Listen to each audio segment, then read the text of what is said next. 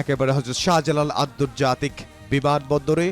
সেখানে আমরা দেখতে পাচ্ছি, এই মুহূর্তে আমরা দেখতে পাচ্ছি বিএনপির ভারপ্রাপ্ত চেয়ারম্যান জনাব তারেক রহমানকে।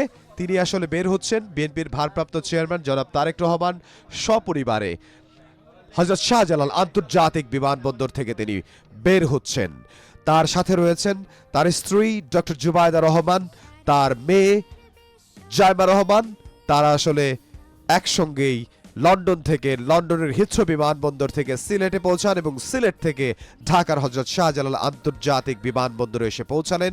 তিনি আসলে নামছেন, এক্সকেলেটর দিয়ে তিনি আসলে নামছেন এবং তিনি বিমানবন্দরের বাইরে বের হওয়ার জন্য, এবং তিনি গণসংবর্ধনা যেখানে তাকে দেওয়া হবে সেখানে তিনি যাবেন একটু পরেই।